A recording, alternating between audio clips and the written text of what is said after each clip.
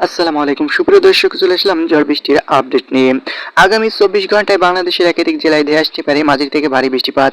সেই সাথে আজ রাতেই বাংলাদেশের খুলনা, বরিশাল সহ এবং মেহেরপুর এর এবং চট্টগ্রাম বিভাগের একাধিক জেলা জুড়ে কিন্তু মাঝারি থেকে ভারী বৃষ্টিপাত দফায় দফায় দেখা যেতে পারে। এছাড়াও কিন্তু আগামীকাল সকাল থেকেই কিন্তু 9 তারিখ আগামীকাল সকাল থেকেই কিন্তু মাঝারি থেকে ভারী বৃষ্টিপাত খুলনা, বরিশাল, ঢাকা বিভাগীয় জেলার উপর দিকে এবং মেহেরপুর বিভাগীয় জেলার উপর দিয়ে কিন্তু অতিবাহিত হতে পারে।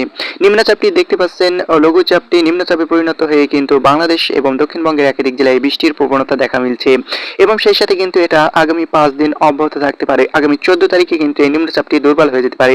এছাড়াও সিরাজগঞ্জ, নন্দিয়াগ্রাম, সরিষাবাড়ি এবং জলছাত্র, বগুড়া এবং জয়ন্তপুর, শিবগঞ্জের আশপাশের জেলা জুড়ে মাঝারি থেকে ভারী বৃষ্টিপাত দফায় দফায় দেখা যেতে পারে। এছাড়াও রাজশাহী, সিলেট বিভাগীয় জেলায় দফায় দফায় মাঝারি থেকে ভারী বৃষ্টিপাত দেখা যেতে পারে। মৌলভীবাজার, লাখাইয়ের আশপাশের জেলা জুড়ে কিন্তু ভারী বৃষ্টিপাত দেখা যেতে পারে এক সপ্তাহ।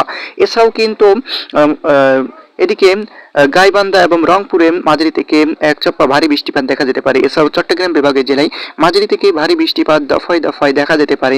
এছাড়াও বজ্রসহ বৃষ্টি দেখা যেতে পারে খুলনা, বরিশাল এবং চট্টগ্রাম বিভাগীয় জেলায়। এছাড়াও কিন্তু ঢাকা বিভাগীয় জেলায় মাঝারি থেকে ছিটেফোঁটা বৃষ্টি অব্যাহত থাকতে পারে এবং এছাড়াও কিন্তু দফায় দফায় কিছুক্ষণ থেমে থেমেই কিন্তু মাঝারি থেকে ভারী বৃষ্টিপাত এসব বিভাগীয় জেলায় দেখা যেতে পারে। এছাড়াও গাইবান্ধা, কালাই এবং এছাড়াও কিন্তু পাঁচবিবি এর আশপাশের জেলা জুড়ে কিন্তু গোড়াঘাটের আশপাশের জেলা, দিনাজপুর এর আশপাশের জেলা জুড়ে কিন্তু ঠাকুরগাঁও, বোদাম, পঞ্চগড়, তেঁতুলিয়াতে মাঝারি থেকে ভারী বৃষ্টিপাত দফায় দফায় এবং ছিটেফোঁটা বৃষ্টি দেখা যেতে পারে। এছাড়াও কিন্তু রংপুর এবং এর আশপাশের জেলা জুড়ে কিন্তু ছিটেফোঁটা বৃষ্টি অব্যাহত থাকতে পারে। ধন্যবাদ এত সময় সাথে থাকার জন্য।